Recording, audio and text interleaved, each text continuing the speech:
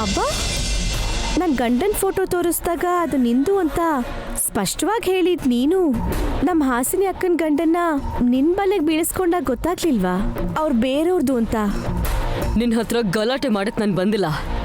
ನಿನ್ನ ಮನೇಲಿ ಇಟ್ಕೊಂಡಿರೋಳು ನಾನು. What you mean? ಬೆಳಗ್ಗೆ ಕಣ್ಣು ಬಿಟ್ಟಾಗಿಂದ ರಾತ್ರಿ ಕಣ್ಮುಚ್ಚಿ ನಿದ್ರೆ ಮಾಡೋವರೆಗೂ ನೀನು ಉಪಯೋಗಿಸೋ ಬ್ರಷು, ಟೂತ್ಪೇಸ್ಟು, ಸೋಪು, ಪೌಡ್ರು, ಊಟ, ನೀನು ಹಾಕೊಳ್ಳೋ ಬಟ್ಟೆ ಎಲ್ಲ ನಂದೆ. ಅಂಡರ್ಸ್ಟ್ಯಾಂಡ್? ಅರ್ಥ ಆಗುತ್ತಾ ಅಂತ ಇಂಗ್ಲಿಷ್ನಲ್ಲಿ ಹೀಗೆ ಕೇಳ್ತಾರಲ್ವಾ?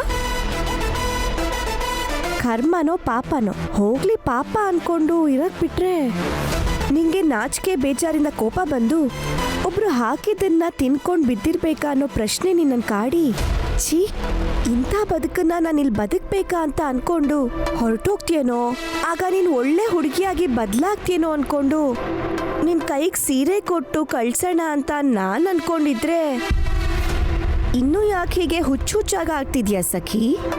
ಇನ್ಸ್ಪೆಕ್ಟರ್ ಫೋಟೋನ ಕೊಟ್ಬಿಡು. ಫೋಟೋ ಕೊಡು ಅಂತ ಹೇಳ್ತೀಯ ಹೊರತು ಯಾರ್ ಫೋಟೋ ಅಂತ ನೀನು ಹೇಳಲ್ಲ ಅಲ್ವಾ? ಹೇಳ್ದ ತಾನೇ, ಈಗ ಕೊಡು. ಪೊಲೀಸ್ ಚಂದ್ರಶೇಖರ್ ಅಣ್ಣನ ಫೋಟೋ ನಿನ್ನ ಹತ್ರ ಹೇಗೆ ಬಂತು? ಇವಾಗದು ನಿನ್ನ ಹತ್ರ ಇದೆ.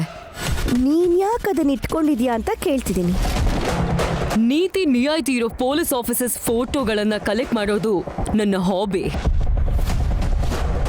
ಸಖಿ ಬೇಬಿ, ಹಾಬಿ ಅಂತ ಇಟ್ಕೊಂಡಿರೋ ಫೋಟೋಗಳನ್ನ ಪ್ರೀತಿಯಿಂದ ನೋಡ್ಕೋತಾರೆ ಹೊರತು ಹೀಗೆ ಅಡ್ಡಡ್ವಾಗಿ ಅದ್ರ ಮೇಲೆ 2 ಗೀಟ್ ಹೇಳಿದ್ರೆ ಏನ್ ಅನ್ಕೋಬೇಕು? ಪ್ರೀತಿ ಅನ್ಕೋಬೇಕಾ, ದ್ವೇಷ ಅನ್ಕೋಬೇಕಾ? ದ್ವೇಷನಾ? ನನಗೆ ಯಾಕಿರುತ್ತೆ? ಮತ್ತೆ ಇದು ಹೀಗೆ ಯಾಕಿದೆ?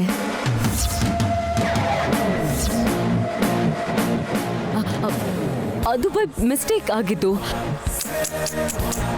ಈ ಸಖಿ ದ್ವೇಷದಿಂದ ಹೇಳ್ತಿರೋ ಗೀಟು ಅನಿಸ್ತಿದೆ ನನಗೆ.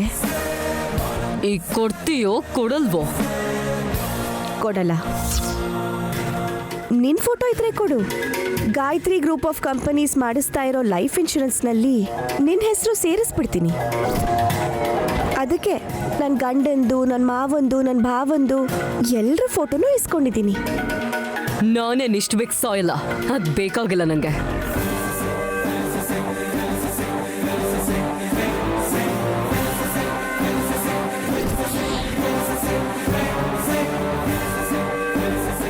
ಲೈಫ್ ಇನ್ಶೂರೆನ್ಸ್ ಅಂದರೆ ಲೈಫ್ ಹೋಗುತ್ತೆ ಅನ್ನೋ ಅರ್ಥ ಅಲ್ಲ, ಜೀವನದಲ್ಲಿ ಒಂದು ಭರವಸೆ ಇರಲಿ ಅಂತ. ಒಬ್ರ ಮೇಲೆ ಒಬ್ರು ಪ್ರಾಣ ಇಟ್ಕೊಂಡಿರೋರು 100 ವರ್ಷ ಬದುಕ್ತಾರೆ ಕಡೆ ಹುಚ್ಚುಡ್ಗಿ. ಹೇ, ಬಾಯ್ ಮುಚ್ಚು. ಇನ್ನೊಂದು ಮಾತಾಡಿದ್ರು ಹಲ್ಲು ಉದುರಿಸ್ಬಿಡ್ತೀನಿ ಅಷ್ಟೇ. ಇವಳ ಹತ್ರ ಗಲಾಟೆ ಮಾಡ್ಕೊಂಡ್ರೆ ದೊಡ್ಡ ಸೀನ್ ಕ್ರಿಯೇಟ್ ಆಗುತ್ತೆ. ಕೂಲ್ ಡೌನ್ ಸಖಿ. ಏನ್ ಹಾಕಿ ನೋಡ್ತಿದ್ಯಾ? ಇದೊಂದು ಫೋಟೋ ಇಟ್ಕೊಂಡು ನೀನ್ ಯಾರು, ಯಾಕೆ ಬಂದಿದ್ಯಾ, ಏನ್ ಮಾಡಕ್ ಹೊರಟಿದ್ಯಾ ಅಂತ ತಿಳ್ಕೊತೀನಿ. ನೀನ್ ಗೀಚಿರೋ ಈ ಗೀಟ್ಗಳೇ ನಿನ್ನ ಹಣೆ ಬರಹನ ಬದಲಾಯಿಸುತ್ತೆ. ಅರ್ಜೆಂಟಾಗಿ ಲೈಫ್ ಇನ್ಶೂರೆನ್ಸ್ ಮಾಡಿಸ್ಕೊಂಬಿಡು ಸಖಿ. ಯಾಕಂದ್ರೆ ನೀನ್ ಮಾಡಿರೋ ಪಾಪನೇ ನಿನ್ ಕೊಡಾನ್ ತುಂಬಿಸೋ ಮೃತ್ಯು ಆಗ್ಬರುತ್ತೆ. ನಿನ್ನಂಥ ಪಾಪಿ ಹೋದ್ಮೇಲೆ ಬಂದಿದ್ದ ದುಡ್ಡಲ್ಲಿ ನೀನು ಕಾರ್ಯ ಮಾಡಿಸಿ ಮಿಕ್ಕಿದ ದುಡ್ಡಲ್ಲಿ ಅನ್ನದಾನ ಮಾಡಿಸ್ತೀನಿ. ಆಗ್ಲಾದ್ರೂ ನಿನ್ನ ಆತ್ಮಕ್ಕೆ ಶಾಂತಿ ಸಿಗ್ಬೋದೇನೋ. Thank you so much for your advice.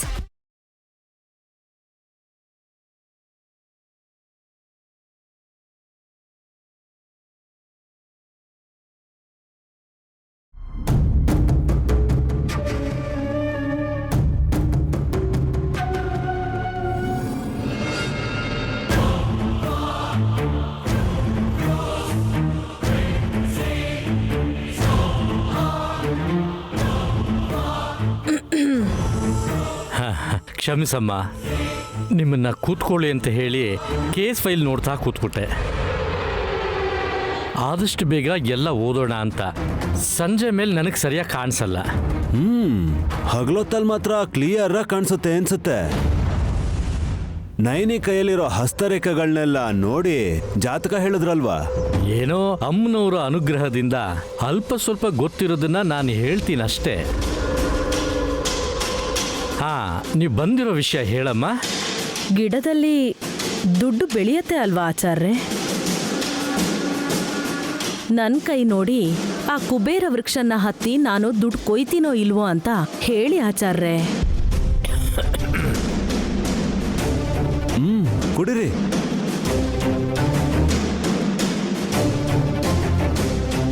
ಅರ್ಜೆಂಟಾಗಿ ತಗೋಬೇಕಾಗಿರೋ ಮಾತ್ರೆ ಸಿರಪ್ಗಳೆಲ್ಲ ಏನಿಲ್ಲ ಅಲ್ವಲ್ಲ ಯಾರೇ? ಭಗವಂತನ ಆಶೀರ್ವಾದದಿಂದ ಆ ಥರ ಯಾವ ಕಾಯಿಲೆನೂ ಇಲ್ಲಪ್ಪ. ಹಾ, ಹಾಗಾದ್ರೆ ನೀವು ಹೇಳಿ ಮಮ್ಮಿ. ಹೇಳ್ಬೇಕಾಗಿರೋದು ಆಚಾರ್ಯವಲ್ಲವ, ಹೆಂಗ್ಸಾಗಿ. ನನ್ನ ಎಡಗೈಯನ್ನ ಅವ್ರ ಮುಂದೆ ಚಾಚಿದ್ದೀನಿ. ನೋಡ್ಬೇಕಾಗಿರೋದು, ಗುಟ್ಟು ರಟ್ ಮಾಡ್ಬೇಕಾಗಿರೋದು ದೊಡ್ಡವ್ರೆ. ನೀವು ಯಾವುದೋ ಕೇಸ್ಗೋಸ್ಕರ ಬಂದಿದ್ದೀರಾ ಅಂತ ಅನ್ಕೊಂಡೆ. ನೀವು ನಿಮ್ಮ ಜಾತಕ ತೋರ್ಸಕ್ಕ ಇಲ್ಲಿಗೆ ಬಂದಿದ್ದು. ಅಷ್ಟೇ, ನನಗ್ ಬೇಕಾಗಿರೋದು ಅಷ್ಟೇ. ಅದೃಷ್ಟ ಅಂತ ಬಂದ್ರೆ ನಾವು ಹೋಗಿ ಕುಬೇರ ಸಾಮ್ರಾಜ್ಯನ ಆಳ್ಬೇಕು. ಆ ಯೋಗ ಇದೆಯೋ ಇಲ್ವೋ? ವೈಭೋಗಗಳನ್ನ ಅನುಭವಿಸೋ ದಿನ ಹತ್ತಿರದಲ್ಲೇ ಇದೆ ಅಂತ ಆವತ್ತೇ ಹೇಳಿದ್ನಲ್ಲಮ್ಮ. ಅದೇ ಹೇಗೆ? ಆಸ್ತಿ ಪತ್ರನ ನೈನಿ ಕೈಗಿಟ್ಟು ನಾನ್ ಐಶ್ವರ್ಯ ಅನುಭವಿಸ್ತೀನಿ ಅಂದ್ರೆ ನಂಬೋದ್ ಹೇಗೆ? ವಿಧಿ ಬರಹನ ಮೊದಲೇ ಬರ್ದಿರ್ತಾರೆ, ಅದನ್ನ ಬದಲಾಯಿಸೋಕ್ಕಾಗಲ್ಲ. ಒಳ್ಳೇದು. ಆದ್ರೆ ಬದ್ರಿನಾಥ್ ಅವರು ಗಿಡದಲ್ಲಿ ದುಡ್ಡು ಬೆಳೆಯತ್ತೆ ಅಂತ ಯಾಕೆ ಬರ್ದ್ರು ಅಂತ ತಿಳ್ಕೊಬೋದಾ? ಅದೊಂದು ಒಗಟಮ್ಮ. ಅವ್ರು ಯಾವುದೇ ಕೆಲಸ ಮಾಡಿದ್ರು ಯೋಚನೆ ಮಾಡಿರ್ತಾರೆ ಅಂತ ನಿಮಗೂ ಗೊತ್ತು. ಆ ಡೀಟೇಲ್ಸ್ ಬೇಕು, ಡಾಕ್ಯುಮೆಂಟ್ ಸಮೇತ. ಆ ಚೀಲದಲ್ಲ ಎಲ್ಲಾನು ಇಟ್ಟು ನೀವು ಅವತ್ತು ಕೊಟ್ರಲ್ಲ, ಹಾಗೆ ಕೊಡಬೇಕು ಅಂತ ಬದ್ರಿನಾಥ್ ಅವರು ಡೈರಿಯಲ್ಲಿ ಬರೆದಿದ್ದಾರೆ.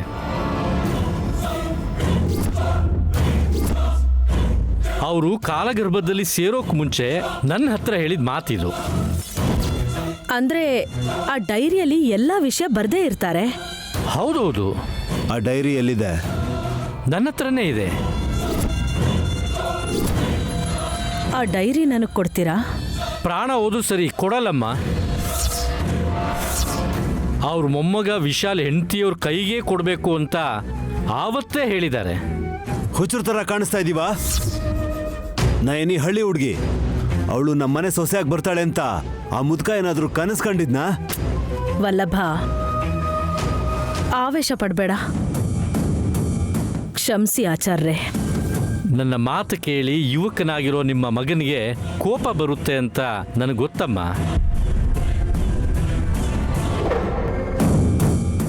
ನಿಮಗೆ ಗೊತ್ತಿಲ್ದಿರೋ ವಿಷಯ ಏನಂದ್ರೆ, ಬದ್ರಿನಾಥ್ ಅವರು ವಿಶಾಲಕ್ಷಮ್ಮ ತಾಯಿ ಉಪಾಸಕರು, ಮಹಾ ಮೇಧಾವಿಗಳು. ಮಹಾ ಜಾತಕ ಯಾರ್ದಿದೆ ಅಂತ ಅವ್ರಿಗೆ ಗೊತ್ತಾಗ್ತಿತ್ತು.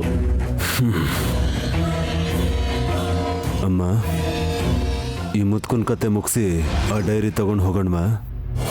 ನೋಡಪ್ಪ, ನಿನ್ನ ಉದ್ದೇಶ ಏನು ಅಂತ ನನಗೆ ಗೊತ್ತಾಗುತ್ತೆ.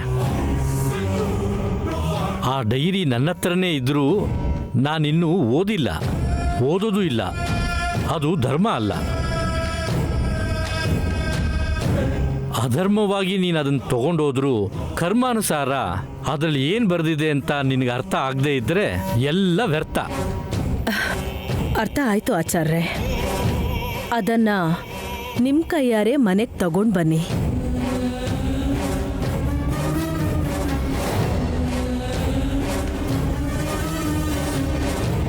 ಆದಷ್ಟು ಬೇಗ ಡೈರಿನ ನೈನಿಗೆ ಕೊಡಬೇಕು. ಕೊಟ್ಟ ಮೇಲೆ ಆಗುವಂಥ ಪರಿಣಾಮಗಳು ತುಂಬ ಭಯಾನಕವಾಗಿರುತ್ತೆ.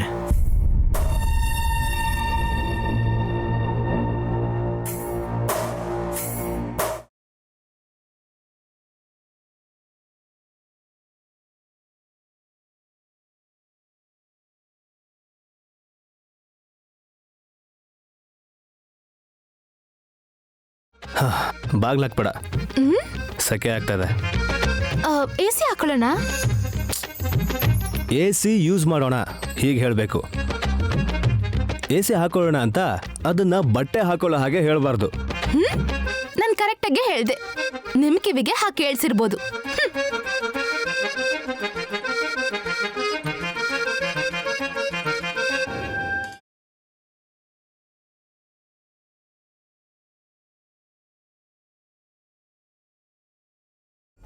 ನೀನು ಕೆಳಗೆ ಮಲ್ಕೊಂಡ್ರೆ ಒಳ್ಳೇದು.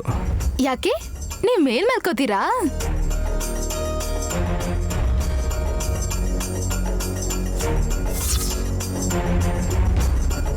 ಹಲೋ, ಏನೇನೋ ಮಾತಾಡಕ್ಕೆ ಹೋಗ್ಬೇಡ. ನಿನ್ನ ಚಾಪೆ ಮೇಲೆ ಮಲ್ಕೋ, ನಾನು ಇಲ್ಲೇ ಬೆಡ್ ಮೇಲೆ ಮಲ್ಕೋತೀನಿ ಅಂತ ಹೇಳ್ತಿದ್ದೀನಿ.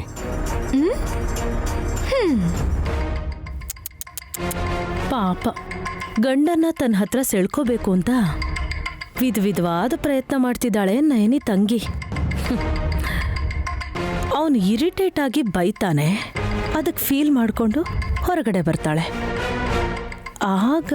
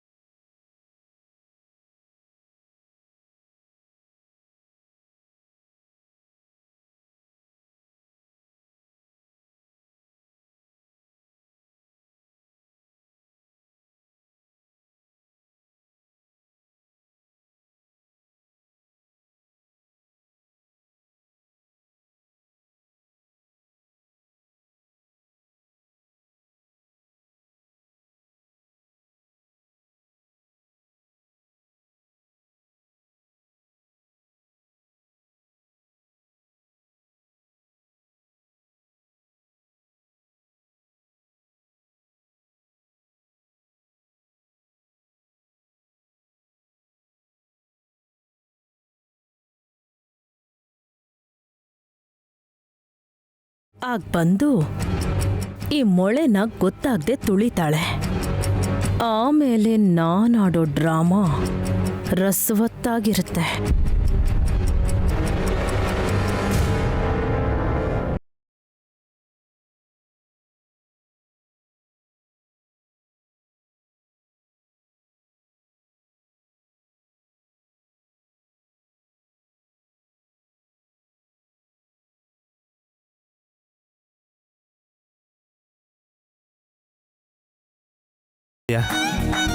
ಗಾಜಿನ ಶಬ್ದಗಳು, ಗೆಜ್ಜೆಯ ರಾಗಗಳು, ಸೆರಗಿಂದ ಬೀಸೋ ತಿಳಿ ಗಾಳಿ.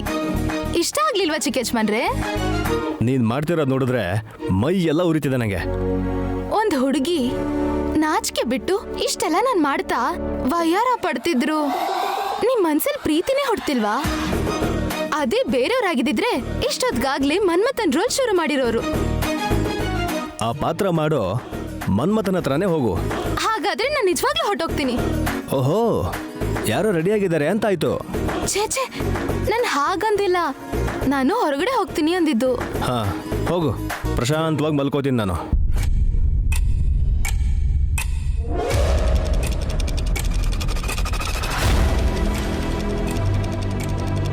ನನ್ ಮದ್ವೆ ಆದ್ಮೇಲೆ ಗಂಡ ಇದ್ದಾನೆ ಅಂತ ಅನ್ನೋದೊಂದ್ ಬಿಟ್ರೆ ಪ್ರೀತಿ ಪ್ರೇಮ ಏನೂ ಇಲ್ಲ ನನ್ ಮಕ್ಕಕ್ಕೆ.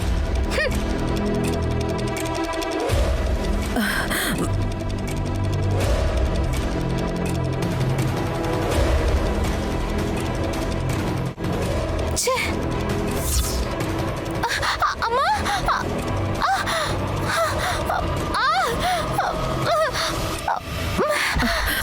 ಅಯ್ಯೋ ಸುಮನಾ, ಏನಾಯ್ತಮ್ಮ?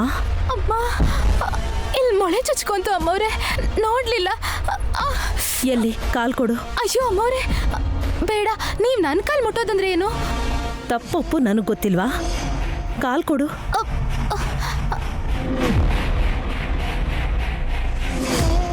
ಆದ್ರೂ ನೀನೇನು ಹೊರಗಿನವಳ? ನನ್ ಚಿಕ್ಕ ಸೊಸೆ ಅಲ್ವಾ?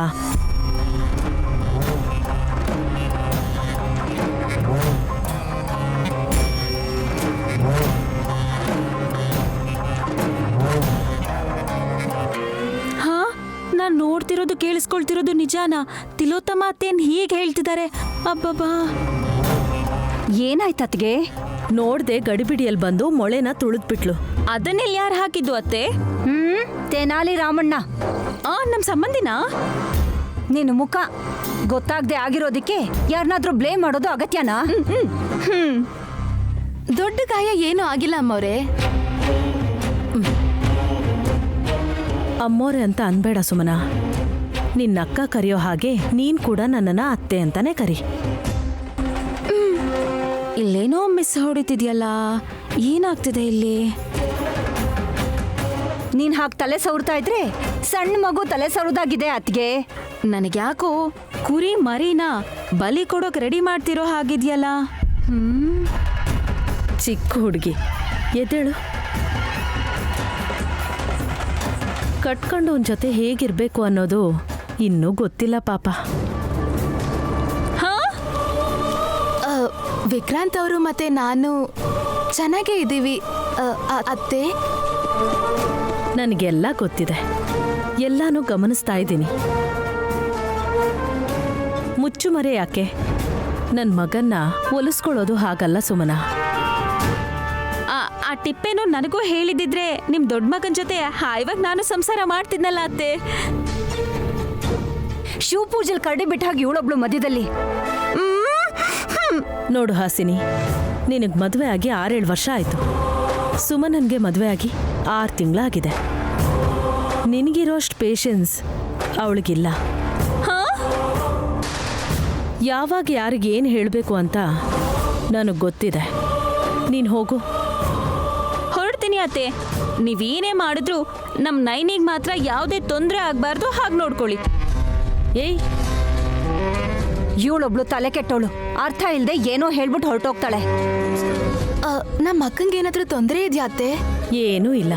ತನ್ನ ಗಂಡನ ಜೊತೆ ನಯನಿ ಸುಖವಾಗಿ ಸಂಸಾರ ಮಾಡ್ತಾಳೆ. ನೀನು ವಿಕ್ರಾಂತ್ ಅಷ್ಟೇ ಸಂತೋಷವಾಗಿ ಇರಬೇಕು ಅಂದ್ರೆ ಏನ್ ಮಾಡ್ಬೇಕು ಅಂತ ಗೊತ್ತಾ? ಮೋಸ. ಏನ್ ಹೇಳ್ತಿದ್ದೀರಾ ಅದ್ಗೆ? ಇದು ಸುಮನ ಕೇಳಬೇಕಾಗಿರೋ ಪ್ರಶ್ನೆ. ಆದ್ರೂ ಸರಿ, ನಾನು ಆನ್ಸರ್ ಕೊಡ್ತೀನಿ. ಈ ಮುದ್ದು ಮುಖಾನ ನೋಡ್ತಿದ್ರೆ ಅಯ್ಯೋ ಅನ್ನಿಸ್ತಿದೆ. ಎಷ್ಟೋ ಆಸೆ ಪಟ್ಟು ಇಷ್ಟಪಟ್ಟು ವಿಕ್ರಾಂತ್ನ ಮದುವೆ ಮಾಡ್ಕೊಂಡ್ಲು. ಆದ್ರೆ ಇಲ್ಲಿವರೆಗೂ ನೀವಿಬ್ರು ಒಂದಾಗ್ಲಿಲ್ಲ. ಒಳ್ಳೆ ಮುಹೂರ್ತ ನೋಡಿ ಅಂತ ನಿನ್ ತಾತನ್ನ ಕೇಳು. ಹೇಗಾದ್ರೂ ಸರಿ, ನಿನ್ ಫಸ್ಟ್ ನೈಟ್ ನಾನ್ ಮಾಡಿಸ್ತೀನಿ. ಅಯ್ಯಯ್ಯೋ, ಏನಮ್ಮ ಇದು? ಯಾವಾಗ್ಲೂ ನನ್ನ ಮೇಲೆ ಕೋಪ ಮಾಡ್ಕೋತಿದ್ರು. ನನ್ನ ಮೇಲೆ ಇಷ್ಟು ಪ್ರೀತಿ ಇದೆ ಅಂತ ನನಗಿವತ್ತು ಗೊತ್ತಾಯ್ತು ಅತ್ತೆ. ನಿನ್ನ ಅಕ್ಕ ನಯನಿ ಅದಪ್ಪತನ ನೋಡಿ ನನಗೆ ಕಷ್ಟ ಆಗ್ತಿರ್ಬೋದು. ಆದ್ರೆ ನನ್ನ ಹೊಟ್ಟೆಲ್ ಹುಟ್ಟಿರೋ ಮಗನ್ ಹೆಂಡತಿ ಆಗಿರೋ ನೀನೇ ನನ್ನ ವಂಶ ಬೆಳೆಸೋ ಸೊಸೆ ಅಲ್ವಾ? ಹೌದು ಅತ್ತೆ. ಹಾಸಿನಿ ಅಕ್ಕ ನಿಮ್ಗೆ ದೊಡ್ಡ ಸೊಸೆ, ನಾನು ಚಿಕ್ಕ ಸೊಸೆ. ಕರೆಕ್ಟ್. ನೋಡಿದ್ಯಾ ಎಷ್ಟು ಚೆನ್ನಾಗಿ ಹೇಳ್ದೆ? ಅಂದ್ರೆ ನಯನಿ ನನಗೆ ವರ್ಸೆಯಲ್ ಸೊಸೆ ಅಷ್ಟೇ. ಯಾಕೆ ಅಂದ್ರೆ ವಿಶಾಲ್ ಬಾವ ನಿಮ್ ಹೊಟ್ಟೆಲ್ ಹುಟ್ಟಿಲ್ಲ. 100% ಕರೆಕ್ಟ್. ತುಂಬಾ ಬುದ್ಧಿ ಇದೆ ನಿನ್ಗೆ. ಹೋಗಮ್ಮ, ಒಳ್ಳೆ ಮುಹೂರ್ತ ಸಿಕ್ಕಿದ್ಮೇಲೆ ನನಗೆ ಹೇಳು. ಮುಂದಿದ್ದೆಲ್ಲ ನಾನು ನೋಡ್ಕೋತೀನಿ. ಸರಿ ಅತ್ತೆ.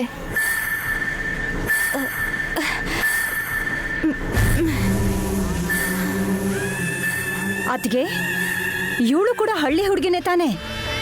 ಇವಳನ್ನ ಯಾಕೆ ಎನ್ಕರೇಜ್ ಮಾಡ್ತಿದ್ಯಾ?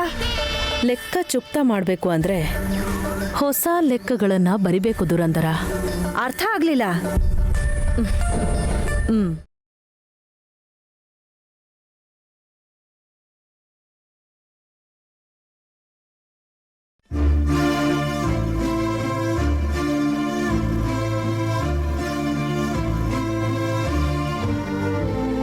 ಈ ಮಂಚನ ತಗೊಂಡ್ ಬನ್ನಿ ಅಂತ ನಿಮಗ್ ಹೇಳದ್ನಲ್ಲ, ನನಗ್ ಬುದ್ಧಿ ಇಲ್ಲ.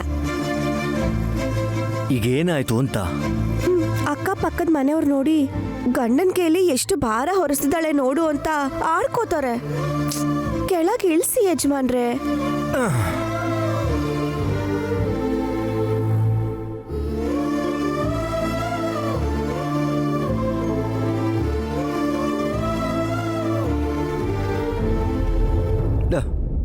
ಹಲೋ ಮೇಡಮ್, ಅದು ಯಾರು ಏನು ಬೇಕಾದರೂ ಅಂದ್ಕೊಳ್ಳಿ, ನನ್ನ ಹೆಂಡತಿ ಬೇಗ ಬಸ್ರಿ ಆಗಿ ಒಂದು ಮುದ್ದಾದ ಮಗುನ ನನ್ನ ಕೈಗೆ ಕೊಟ್ಟರೆ ಆಗ ಎಷ್ಟು ಭಾರ ಇರುತ್ತೆ ಅಂತ ನಾನು ನೋಡ್ತೀನಿ. ಅದೇ ಅಲ್ವಾ ನನಗೂ ಬೇಕಾಗಿರೋದು. ಹಾಗೆಲ್ಲ ಅನ್ಬೇಡಿ. ಮಗು ನಿಮ್ ಕೈಗೆ ಬಂದ್ಮೇಲೆ ಇಲ್ಲಿ ನೋಡಿ, ಈ ಮಂಚದ ತರ ಕೆಳಗಿಳಿಯಲ್ಲ, ನಿಮ್ ಎದೆ ಮೇಲೆ ಇರ್ತೀನಿ ಅಂತ ಹೇಳುತ್ತೆ. ಆಗೇನ್ ಮಾಡ್ತೀರಾ? ನೋ ಪ್ರಾಬ್ಲಮ್ ಅಂತೇನೆ. ನಿಮಗ್ ಭಾರ ಅಂತ ಅನ್ಸಲ್ವಾ? ಮೆಂಟಲ್. ನೀನು ಒಂದು ಚಿಕ್ಕ ಲಾಜಿಕ್ನ ಮರ್ತ್ಬಿಟ್ಟೆ. ಯಾವಾಗ್ಲೂ ನನ್ನ ಎದೆ ಮೇಲಿರೋದು ನೀನ್ ಮಾತ್ರ. ಆಗ ಮಗು ನಿನ್ ಮೇಲಿರುತ್ತೆ. ಹೊರಬೇಕಾಗಿರೋದು ನೀನೇ ಅಲ್ವಾ? ಎಷ್ಟು ಮುಗ್ಧ ನನ್ನ ಯಜಮಾನ್ರು. ಇಬ್ರು ಹೊರಬೇಕಲ್ಲ ಅನ್ನೋ ಯೋಚನೆನೇ ಬರಲ್ವಾ? ನಾನೇ ನೀನ್ ಹೀಗೆ ನನ್ನ ಜೊತೆಲಿದ್ರೆ ನಾನು ಏನ್ ಬೇಕಾದ್ರೂ ಎತ್ತಬಲ್ಲೆ. ನನ್ನ ಕಾನ್ಫಿಡೆನ್ಸ್ ಲೆವೆಲೇ ಬೇರೆ ಅನ್ಕೋ. ಇವತ್ ರೂಮಲ್ಲಿ AC ಕೆಲಸ ಮಾಡ್ತಿಲ್ಲ ಅಂತ ಹೊರಗ್ ಬಂದ್ರೆ ಯಜಮಾನ್ರು ಮಾತು ಸ್ವಲ್ಪ ಜಾಸ್ತಿನೇ ಆಗ್ತಿದ್ಯಲ್ಲ. ನಿನ್ನ ಹತ್ರ ಎಷ್ಟು ಮಾತಾಡಿದ್ರು ಕೂಡ ಏನೂ ಇರಲ್ವಲ್ಲ, ಏನ್ ಪ್ರಯೋಜನ? ಅಮ್ಮ, ಹಾಗಾದ್ರೆ ಆಕಾಶದಲ್ಲಿ ನಕ್ಷತ್ರ ನೋಡ್ಕೊಂಡು ಮಲಗ್ಬೋದು ಅಂತಾಯ್ತು. ಬಾ.